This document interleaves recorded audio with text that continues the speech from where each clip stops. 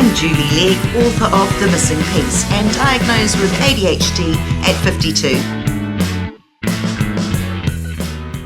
Welcome to ADHD Difference. In this episode, I chat with Dana Baker-Williams. She's an ADHD and anxiety coach, and she helps parents navigate the chaos, big emotions, and other challenges surrounding raising a neurodivergent family. Through her own lived experience and neuroscience-based strategies, she equips parents with practical steps and help so they can meet their uniquely wired children where they are with confidence and grace. Welcome, Dana, to the show. Thank you so much for joining us today. Thanks for having me. Can't wait to talk to you about it. You're a ADHD and anxiety coach, particularly around parenting, which is great because we haven't really covered that on the show to date. Let's start from the very beginning. Can you explain your relationship to ADHD within this setting? Yeah, so I have ADHD and my husband has ADHD. And he didn't find that out until we had our daughter who has ADHD and anxiety and working memory challenges. And then we have my son who's completely neurotypical, has nothing, not even an allergy. So it's kind of interesting. I knew something wasn't right, quote unquote, with my daughter for a long time, but struggled mightily to get any teacher to acknowledge it or to see it. Or she was just a quiet girl. She was well behaved. She went under the radar. She did really well in school, but they weren't seeing the 5 hours of homework in like first grade and the tears and the meltdowns and the big emotions. And so it took a long time actually until finally I kept asking everybody, all the teachers. She even had a special ed teacher who was no longer a special ed teacher, but I thought, well, surely she'll be able to see this. I tried private school, took her out of that because she got bullied. And finally, I just said, I'm just going to get her assessed. And the rest of my family, some family members, I will say, felt I coddled her. And that was more the issue, not that it was a neurodevelopmental issue. But anyway, we got her assessed. And yes, she's got all the things. And that was sort of the beginning, right? So then it was, where do I go from here? And that's it's a big and scary question for parents when you get that diagnosis, I think. Having ADHD ourselves, we can look back into our childhood and look at our own personal struggles. Now ADHD, I guess, is more in the forefront of conversation around the world. What common challenges are you finding that ADHD kids experience? What's coming up near the top of the list? Well, and it's interesting because even with the same diagnosis and even the same type, inattentive or hyperactive or combo, the clients I see and my daughter and my friends, whatever, they're all very different. It really manifests so differently. But yes, there are common things like time blindness, where it's this magical, I don't know whether it's been 5 minutes or 5 hours that have passed, right? So if you're trying to get your kid to meet you in the car to leave for school, they're not going to know when 5 minutes has passed, for instance. Focus is a big challenge, of course. You tell them to brush their teeth and 10 minutes later, they're, in their PJs still doing Legos or whatever when they're young because they've already forgotten it. And then you've got the emotional regulation or dysregulation, the having big feelings, and they can come on really suddenly. And a small disappointment to somebody else is going to be huge to somebody with ADHD, especially if they have rejection sensitivity. So it's sort of a tsunami effect, and it can come out of nowhere, right? They're very calm and quiet and lovely, and then you could step on a mine and you don't even know what it was or that it's coming. So I think all of those are common. And I think this belief that they really want to do well, right? They're trying really hard. And sometimes you can't see that because what we see is that they're not doing this. They're not sitting down. They're not doing their homework. They've forgotten what they were supposed to say or do. And I think that's really important to keep in mind because it's not like the kids wake up saying, how can I make my parents' life harder and miserable today, they're thinking, I'm going to do better. And, they get a lot of negativity when we don't really need to be giving that negativity.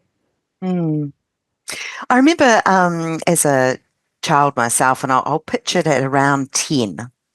I used to find it quite confusing. I'd have so much to say and would be quiet. I had so much to share, but felt that it wasn't the right time, or I wasn't being listened to, or I couldn't quite pick the moments, if it was Yes. appropriate to talk about that now, or I'd get too enthusiastic and feel that everyone would look at me, as if I'd lost the plot. And so it was quite confusing navigating friendships. And I was just going to say, socially is another whole issue. I mean, the executive function people know about, sort of like they're not turning in their homework, they're not doing their homework, they're struggling. But executive function is also about self-monitoring, whether you can look at yourself, you know what you're feeling. It can be knowing where you are in a process, and you don't, because you can't really look at where you are or where you're sitting or who you're talking with. Friendships are really, really hard. And it's heartbreaking to see because, again, I think parents don't know that that's going to be an issue, right? We're much more common to talk about the academics.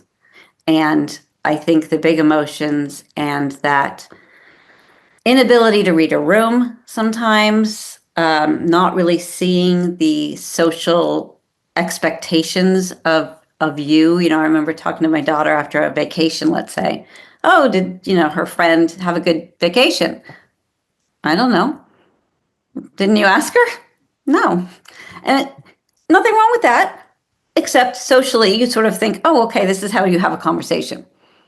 So something that came really naturally to me does not necessarily to kids with ADHD who struggle with that. And then there's, tied to that socially is friendships are hard because you have to maintain them, right? So which means you have to remember birthdays, you have to remember to reach out, you have to be the first person sometimes. And if you have ADHD or you have anxiety or both, that's really hard. And it's interesting because I think parents really want their kids to have a lot of friends. And I know I did. And it's interesting as I'm working with the kids or the teens, they don't necessarily want a lot of friends. That's stressful for them. And they're perfectly content with their best friend or maybe a couple best friends. And so it's interesting working with the parents to try, because I goofed on that and I was like, you should have lots of friends, thinking that's what she wanted, never asking. And one day, she was like, Mom, I'm fine. I'm like, oh. So now I tell parents that as we start talking about it, because I'm like, before you get so upset about it, because it is heartbreaking to watch that they're dropped by their friend group or they're mistreated or they're left out. It's also important for us to take a look at what do they want and what works for them, and not just assume they want something that we would want for them. That's really interesting, I think, about parents projecting their own wishes on their children. And you hear that when it comes to careers, for example, or going to university. Or I going to never had the school. chance, but Yeah. off you do, that's very interesting. Yes, we can do that unintentionally. Talking about some wee mistakes that we can make, where can we do better when we have a child that's been diagnosed with ADHD, whether we have ADHD or not ourselves? How can we avoid some of those common mistakes that make matters worse in the home, in this beautiful safety home environment? Yeah. Right, which unfortunately oftentimes is not, right? So that's a book I'm writing about, actually, is the family dynamic, because it's not talked about. Again, the big emotions, that it's not talked about as much. And so I think for us, first thing I want to say is we're doing the best we can as well, just like our kids are, right? So give ourselves some grace, because yes, we're going to make mistakes and we're going to be frustrated and exasperated and exhausted. That comes to the territory of parenting, but especially parenting with somebody with extra needs, right? Probably the most important to me, or the biggest in how you parent in general, is it's really important to know not to expect the same thing from a neurodivergent person that you expect from a neurotypical person. And while that may seem obvious, what's not obvious is that these kids are often 3 to 5 years behind developmentally. So if I have a frustrated parent saying, my 6-year-old won't get up, get dressed, put his backpack together, and get out of the house on time. Hey, 6 is young to expect that, but forgetting that, a 3-year-old, no, you're not going to expect that. Everything starts with us. If we can start with our own expectations and understand that our kids are developmentally behind, so we need to set our expectations at the right level, because otherwise we're setting them up to fail, but we're also setting ourselves up to fail. And that just makes for a really unhappy world, an unhappy home, and a home with a lot of conflict and a lot of exhaustion, exasperation, nagging, anger from the kids, right? Like it can just blow up behind you and you don't really know why. So I think that's probably the first and biggest thing. Another one is lecturing or using it as a teaching moment when they've done either a mistake or they're in a meltdown. No, they cannot hear you if they're having a meltdown. Whether it's a temper tantrum, a meltdown, just they're overly frustrated and so they explode, they're in fight, flight, or freeze. They cannot hear you. They cannot. I mean, you're basically the Charlie Brown at that time, right? So don't do that. Don't. Just be there calm. Just keep your own calm and let it ride out, because there's nothing really you can do other than their emotional regulation will come from mirroring yours. So if it's a child and they'll let you hold them, their heartbeat will literally match yours. So that's how you can calm them down, or just letting them know that you're there, or validating. But yeah, we need to respect sort of where they are and understand the brain. I mean, you can hire someone, but also being curious and learning these things is really important, because it does also affect your own. Like if you can look at something and say, oh yeah, okay, that was my bad. I'm talking to her and she's not listening, or I'm expecting too much. That changes how you react. So for me, if I can look at what I'm doing or they're doing and stop myself in the middle of my frustration to say, oh, would I expect that if they were 3 years younger? And the answer is no. It's hard to get mad at someone for not being able to do something. It's very different from thinking they can do it and they're not, and they're choosing not to, and it's defiance, to shifting your thinking and thinking they're doing their best, something is missing here, there's a lagging skill, and that's not on them. I think that makes a big difference. I've been jotting down some notes. There's a few things. One is, as a parent, when we see someone that we love, whether it's a child or a parent or partner, who is upset and in emotional pain, we want to try and find a solution. Yes. And, sometimes that's highly inappropriate when really they just want to be heard and understood. So almost taming our solutions magic wand, perhaps that's something too that might help. Yes. So validating, listening to them. I mean, like anybody else, right? If I'm mad and someone says, go calm down, that's not going to help me. I'm certainly not going to calm down. So if you can instead look at where they are and meet them where they are, listen to them, try to understand their point of view, validate what they're saying and feeling. Validating doesn't mean you agree with them. It means you see and understand what they're thinking and feeling. It's like, and that's different. And that difference is so important, because sometimes I'll be talking to parents about that and say, you need to validate them. And they're like, well, they're wrong. I'm like, doesn't matter. That's what they're feeling right at that moment. So it doesn't matter if that's right or wrong. It's a feeling. So yeah, that's a really good point, that is a main thing, to be able to listen, understand, try to take things from their point of view. And also to get curious about if they're having a meltdown or if something's wrong or they're not getting their work done or whatever it is, why? Like sometimes just asking them, why is that hard for you? And it may be, I mean, I remember one client finally asked that question, and it was an academic, it was turning in homework or something, and it was handwriting. And the person, instead of saying, I hate school or whatever, she's like, I really don't know how to hold a pen. It's uncomfortable for me. So it was a sensory issue. But if you don't ask the question and you don't have a sensory issue, you would never think of that. And so that one was much simpler to fix than, something that you might be thinking it is and blowing it all out of proportion. So sometimes it's asking that question. It's what's hard for you? Where's that lagging skill? How can I teach you?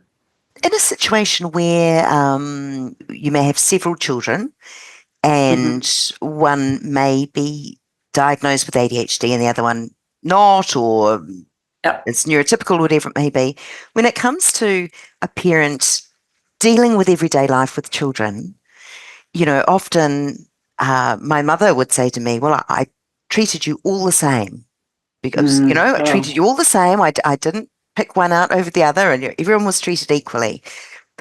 Retrospectively, I, out of 3 siblings, have been diagnosed with ADHD.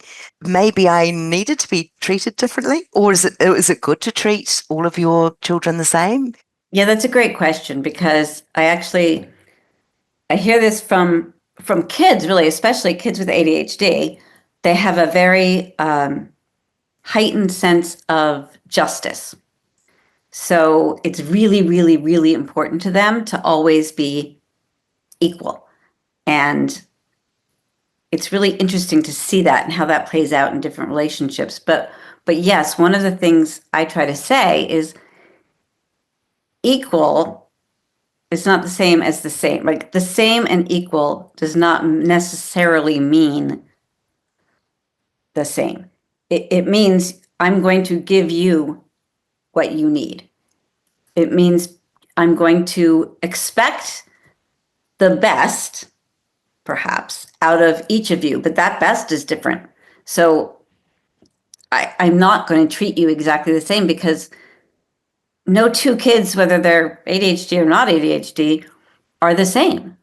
And even their relationship within the family isn't the same. So when you think you've grown up with a sibling and you've had the same life, you really kind of haven't, because I think you view it differently. And yeah, I think as parents, we absolutely have to give our kids different things and hopefully do it in a fair way. But fair doesn't mean equal. It doesn't mean the same. So that's how I try to explain it to parents or to the kids who are, the teens are like, it's just not fair. I'm like, it is, in that they're giving you what you need, but they're also giving each of your siblings what they need, and you don't always need the same thing. Like if one of you is brilliant in math and one of you is brilliant in English, just to take academics, you're going to handle that differently. The person who's brilliant in English probably isn't in math, so that's going to be harder. Maybe they have a math tutor. Maybe they work longer with you on math. It's just, it isn't the same, and I don't think it needs to be the same. I don't think it should be the same. Can you talk to me, please, about, you mentioned the word defiant. It's a difference between an ADHD child struggling and having challenges doing, maybe through mental, challenges. But what about the defiant ADHD? And I guess you might see that coming into the young teens age. How does one deal with a feisty ADHD teen? Well, I think you deal with it the same way you probably do with a non-ADHD, which is, first of all, don't take it personally. And that's really key for parents to hear. Don't take it personally. Don't show up to every argument. If it's a teenager and they're giving you a side eye and attitude, is that an area that you need to fall on? Do you need to fall on that hill? Could you just ignore it and let it pass? I also think defiance with somebody who is ADHD is often not defiance, and more often it is that they're frustrated. So they have a very low tolerance for frustration, people with ADHD. And I think what comes out as defiance is their own frustration. And so I think it's a better idea to try and see what is going on underneath that defiance than to think that they're just doing it because they're angry. Because sometimes they're not angry at all. Sometimes they're just frustrated and they don't know what to be doing differently. Sometimes it is that they don't know, they aren't capable, or they haven't been taught how to handle frustration or how to do whatever it is that they're in the middle of doing. And the other piece of it is, even if they are angry, if they have ADHD, they have a real struggle with impulse control. So their emotions are going to explode whether they want them to or not.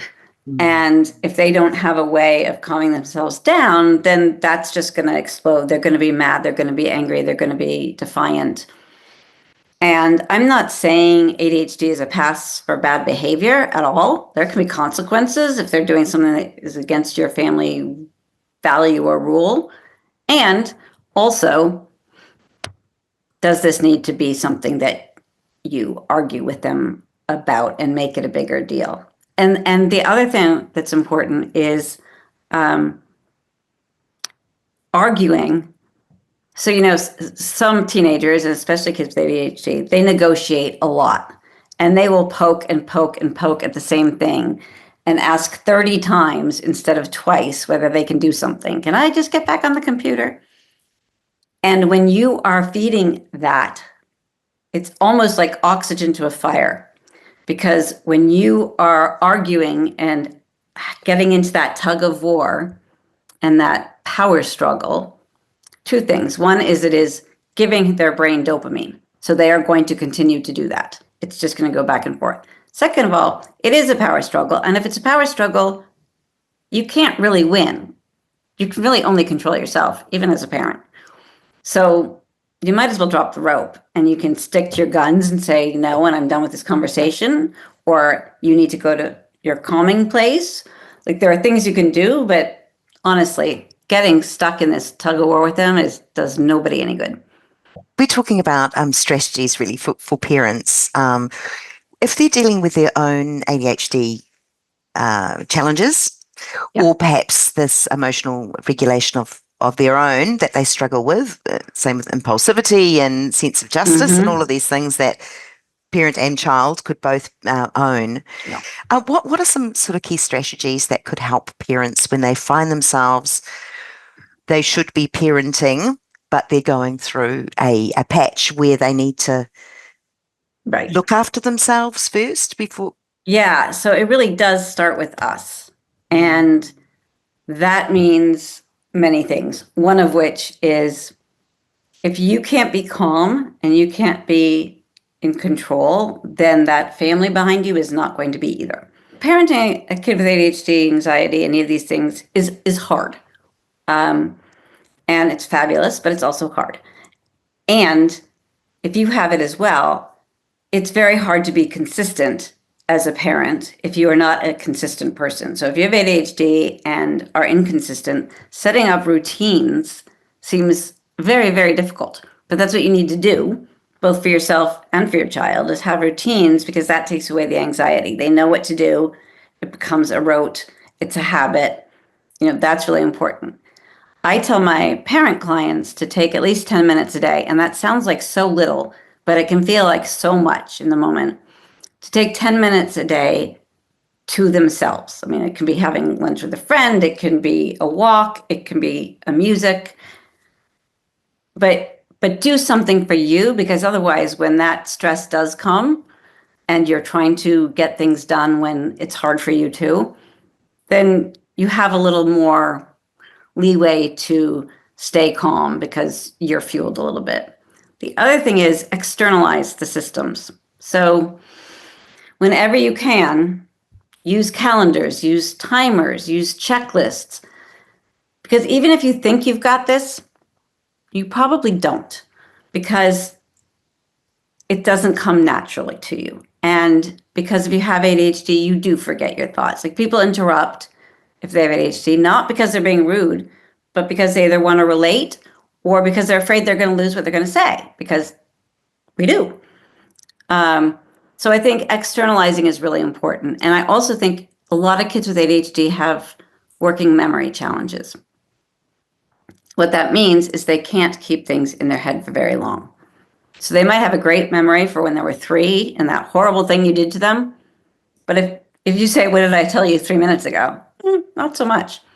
So out of sight is out of mind. So if your kid has to go into the computer to figure out what their homework is, you're like 3 steps behind already. Get a whiteboard, get a sticky note, put it somewhere where they can see, or if it's you, where you can see. Because it's just the way it is, sort of like a time blindness. It's not that I can't tell time. It's that they don't know what that time feels like. So that's something I can teach kids, or as a parent, you can teach kids, is what does 5 minutes feel like? But you have to learn that as well if you have ADHD. So simplifying routines, make it as simple as possible. Put lists up, tell you where you're going. Make sure everybody knows before the day goes what they're supposed to be doing when. Have it written down, and embrace good enough for parenting. Like, sometimes dinner is going to be chicken nuggets and baby carrots, and that's okay. Um, so get yourself to understand that because you're neurodivergent as well, your family is not going to look like the Instagram family of somebody with a neurotypical family. It's just not.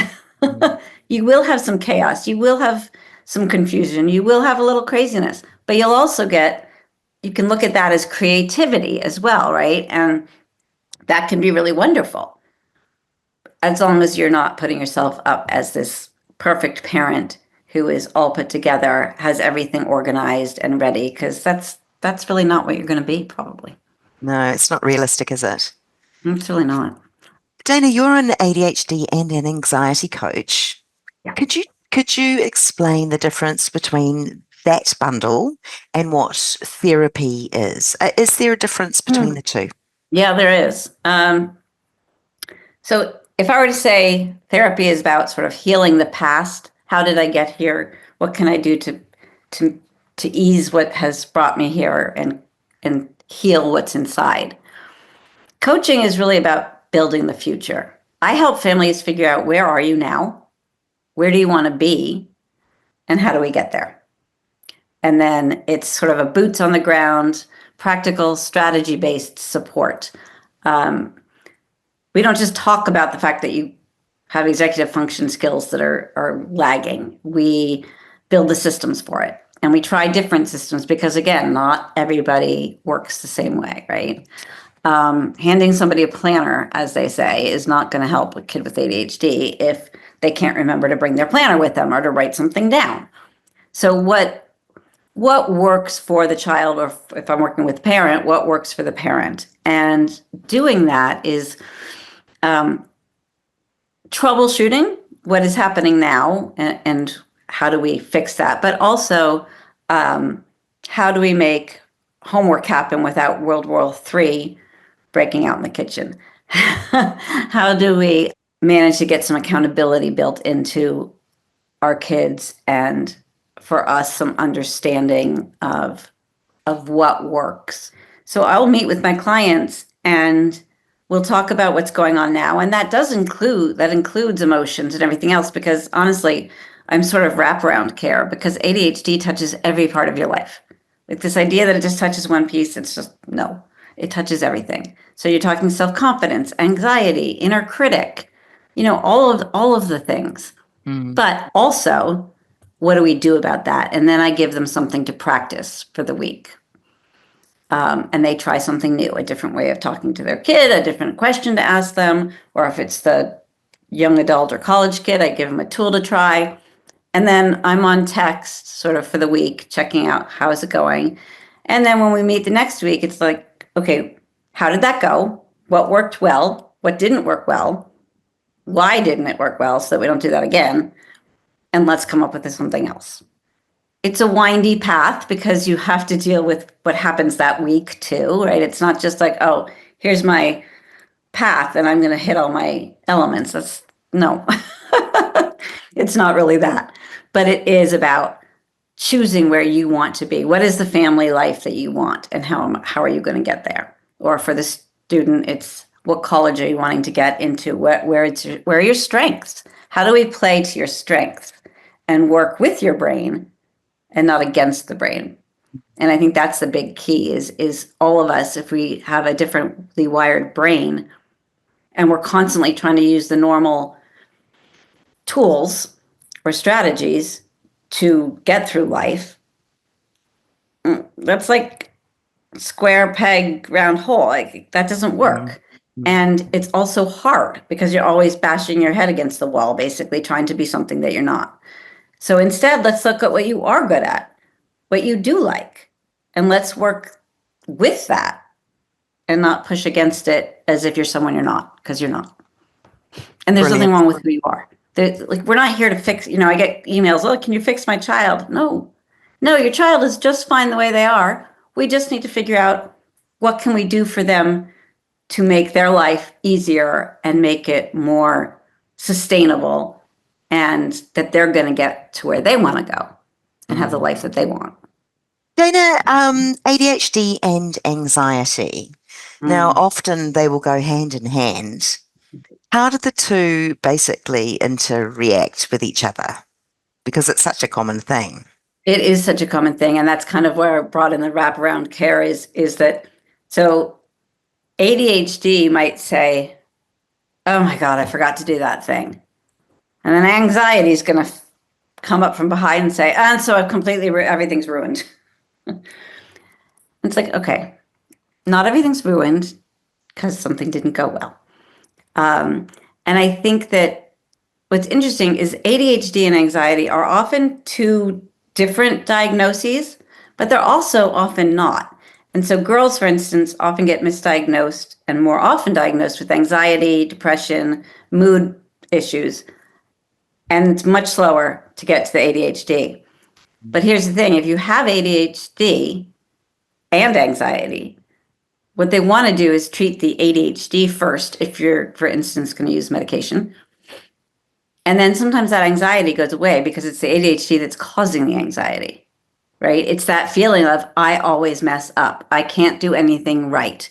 And forward that and all over your life, and your brain is just going bing, bing, bing, bing, bing, like an alarm all the time. And if you can calm what's going on in your brain so you can do things at the same level playing field, then that anxiety sometimes goes away. And sometimes it doesn't. Sometimes they're two different diagnoses. But they always come to play together. Like, ADHD rarely comes by itself. It usually has something, whether that's anxiety, OCD, depression, something's coming in with it, sometimes many things. So again, the external supports are helpful for that anxiety, right? That's where that takes the anxiety away if you know what you're supposed to be doing. Because as a kid who thinks you never remember anything, you're anxious. Like, what's my next class? What am I supposed to be doing? What did mom ask me to do? And once you have routines in place, you're not thinking anymore. So I know that I'm supposed to go to the bathroom, brush my teeth, brush my hair before I go to breakfast, right? Like, that's the routine. So that's why routines really help. And then exercise, movement, sleep are really important for both ADHD and anxiety, because you do have this excess stuff going on and excess energy, and you need to get that out, and then that also lowers the anxiety, or deep breathing. So having tools for the anxiety part, whether it's part of the ADHD or just goes along with it, is really important. You kind of need tools for both. Because they do just come sort of together. We often see children with this emotional dysregulation.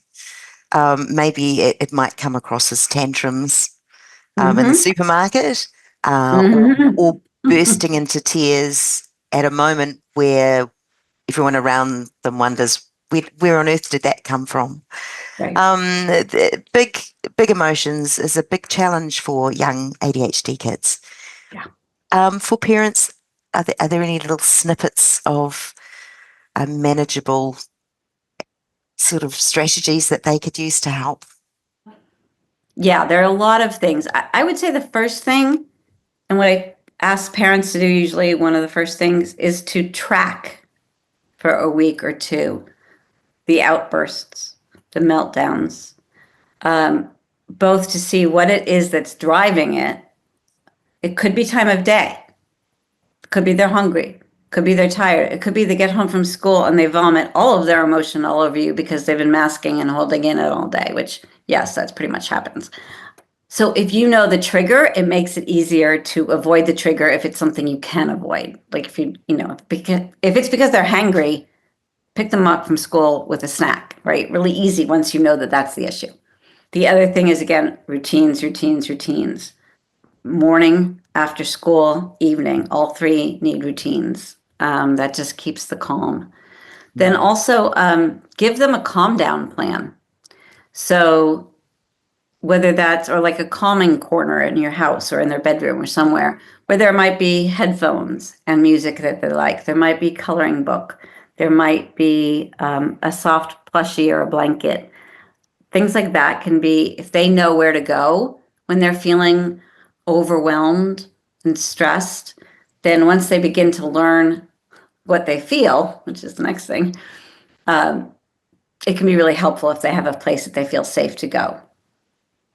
And then you have to practice being calm all the time. And it can't be when they're upset. Because think about it, if you get mad and or upset and you need to come up with something to calm you down, you're in fight, flight, or freeze. You're not able to do that unless that is also sort of a habit. So unless you have been practicing when you are calm, some breathing, some yoga, blowing bubbles is really helpful if they're little kids, actually.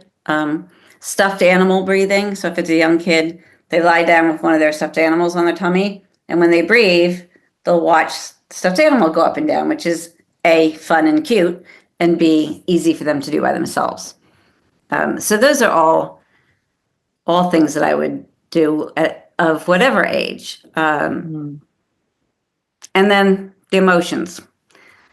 As I said in the beginning, we don't self-monitor that well. So you don't really necessarily know what your emotions are. And it's uncomfortable to look at them. So you have a kid you ask them, what made you so upset? I don't know. So you got to start with naming it, name it to tame it. They have to know what they're feeling. So they need vocabulary. And that's more than mad, sad, happy, right? You got to get into the adjectives, the little nuances so that they can feel when their frustration is rising. Maybe you have a green, yellow, red for you check in with your kid. Where are you right now? Oh, I'm green. Life is great. Or, wow, school sucked. I'm a red. Get out of my way. So that they can start to understand sort of their temperature. Because that's really important for them to ever figure out ahead of time before they blow. They need to know that it's coming, and they need to know that, oh, if I have a headache or a stomach ache, it doesn't necessarily mean I should stay home from school because I'm sick. Maybe it means you're anxious. Maybe it means you're not sure what you're doing today. That's the other thing, telling them, always letting them know ahead of time. That was one thing with transitions are really hard for anxiety or ADHD. So if your kid thinks they're going to ballet after school and they're not, we need to give them the heads up whenever we can. Walk through what you're doing out loud. We're going to the grocery store and I'm not going to be able to buy you a candy bar today, but we have something we can use when we get home. Just talk it through. Give them the heads up so they have time to process, because that's the other piece of this is the working memory is one thing, the processing speed is another. So for a lot of us, it takes a minute to get your head around a change. right? If they're blindsided by something, I mean, think about if we're blindsided by something, it's hard. And they're little kids. So they don't know what to do with that. And they've got all this emotion from it. They don't know why, right? So they have to process, they have to know ahead of time whatever you can tell them. If we're looking at parents and teachers together, do parents need to have discussion with their child's teacher about where they're at or what they think their needs are? How would you suggest going about that? Yeah. So it depends on the age of the child. But if we're assuming a child for now, and assuming either they have accommodations or they don't, doesn't really matter. Let's say they don't. You still want to collaborate always with the teacher. And I think the best way to do that, or a good way to do that, is at the very beginning of school, not only meeting them and talking to them, but also send a letter in that says, this works really well for here's my child. This is what she's like. She loves this. She doesn't like this. This is what works for her. Tap her on the shoulder if you're going to talk to her. So, things like that. Like, what are the things that work and what are the things that definitely don't work? And the hope would be that the teacher would try to adapt where they can. Or if they do have accommodations, they still need that information because, again, accommodations may be less homework, longer for a test, but that's not necessarily going to change the day-to-day activity of your child's life in the school. So that's important. I think teaching self-advocacy early is important, and advocating for your child is important. So having that collaboration, that checking in with the teachers, asking for feedback. How is she doing? Some parents I know have a little notebook that goes back and forth to school. And if there's any issues or if she did something great, they write that down, because that's another area for parents. We are so quick to see the struggles and to see all the things they're not doing and the things that are hard and that get us frustrated, that we forget to catch them doing all the good things that they do as well. And I think that's really important as a parent. When you were asking me what would be something, I think that's important because we need to fill them up with the good stuff because they get all the negativity all the time from society, from classroom, from classmates, from teachers, from me. If you lose it, right? And we all lose it sometimes. And then I think accommodations for sure, but it's really communication is the foundation. And I think it's really important to have that open communication with the teachers and with the school, so that also if something does come up and they do get a diagnosis, or suddenly they've been going through school fine and it's middle school and they suddenly need an accommodation, you want to have that relationship, that collaboration with the school and being open to it and then being open to you. This definitely makes sense. Do you have any advice for parents that might be in a situation where they've just got their child diagnosed? It might be, there's no surprise there for some, and for others it can be a little bit of a shock. Have you got any advice for them just navigating the early days of a child diagnosis? Yeah, I think knowing that it's scary, it's isolating, all those feelings are valid, and there's hope. Sometimes you read this 30-page diagnosis and you're afraid your kid might be home for the rest of their lives, right? You just don't know. And there's not often a lot of help there. So finding help, I think, is really important. It's why I do what I do, because I couldn't find a me that didn't exist when my kid was little. Having hope is really important. Realizing that it will get better. Also realizing that your relationship is the most important part of this forever, because you're going to have this relationship with your child forever, hopefully.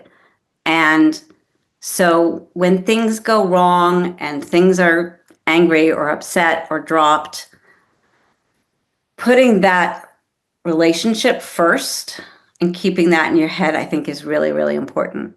And also understanding that you might have to adjust your expectations. Like what you thought when you said you were having a kid might be, I'm going to have a kid that's going to go to Yale and go into medicine and, here's my life. And yeah, they still might do that, but they also might not. And I think, again, all these expectations that you have, both for your child, but also you can grieve that that's not necessarily the same thing that you're going to be getting, that what you expected may not be what you get. And I think leaving room for yourself to have that grace is really important, because you do have those moments of either, oh my God, this is too hard, I can't do this, or I don't know what to do next. So then I think the main thing is get curious. Find out all you can find out about each part of that diagnosis. Find out what you can do. Find someone who can help you, because you don't need to do this alone. And honestly, you don't need to recreate the wheel. There are people out here. I mean, there are a million books, but when you also want a person for support, that's so important, because you don't need to recreate the wheel and try to figure this all out on your own, because there are best practices and there are things that will be quick to learn and implement that can make a huge difference on that family dynamic and on your relationship with your child and on just the child's, life and your home life. Yeah, I'd say be curious. You didn't cause this. This isn't caused by bad parenting. It's not that he can just try harder. It's not like, there's so many myths, and don't buy into those myths, right? Get real information, read the books, talk to the doctors. They're wired differently, and that's okay. We don't need to fix them. We're not here to normalize them. We're here to make them thrive exactly as they're supposed to and as being who they are. Gorgeous. Absolutely. What is the most rewarding part of your job as an ADHD and anxiety coach? I think it's seeing the parents understand. First, get them on the same page, right? Because you don't parent the same way necessarily. So you need to get the parents on the same page. And then watching them change their entire life, their entire home life, and go from surviving it or pushing through it to actually having a calm morning for the first time in years and actually enjoying each other, bringing that joy back in. That's huge for me. I love seeing that. And if I'm working with the teens or the young adults, it's seeing them have breakthroughs where they're succeeding at whatever success means for them, at doing what they want to do. And they have self-confidence, and they're able to self-advocate, and they have some life skills. And, that's fabulous too, because you're like, okay, you're ready. Go do what you want to do and go be who you are. And they're going to be able to do that. And they may still need support sometimes. People come back and it doesn't go away. It's not like you're not going to cure, and you don't want to cure. Like, we're not trying to get rid of it. But I do think just seeing the changes in people in their own confidence, whether that's the parents being confident and handling struggles with grace, and having that family relationship be close and joyful and loving, and having the kids have some confidence and be thriving is really, really great. I love it all. I really love what I do. Dana, all of your details will be in the show notes that will accompany the episode. I would like to ask you one final thing, and you mentioned you were writing a book. Yes, I am. That's exciting. Do you want to share anything about that? Yeah, I actually have on my homepage and my website at the very bottom, I moved it to the bottom, I have first 3 chapters of my book. It's called How to Stop the Downward Spiral, Raising a Child with ADHD and Anxiety. Some of it's my story and my daughter's story. Some of it's my client's story. It's really about, how do you connect with your child who is very different than you are? How do you stay connected in all the chaos? How do you not lose yourself in all of that? And how can you protect that family dynamic and really still feel like a family, and not just like everybody's out doing their own thing and struggling? And that's kind of, I'm trying to trying to work on that part of it so that people understand that, I think we understand the executive functions issue, but I think people forget that executive function also includes the emotional aspect and the self-monitoring and confidence and all of those things. Blaming others if you're playing a game and you lose, rejection sensitivity, all of these things that come into it, but a lot of people don't know about it. That sounds like a wonderful read, and thank you so, so much. All the very, very best for the book. We look forward to seeing that out and about. Yeah. Don't know how to find time, but you will. Where there's a will, there is a way. So Dana, thank you so, so much for joining us today.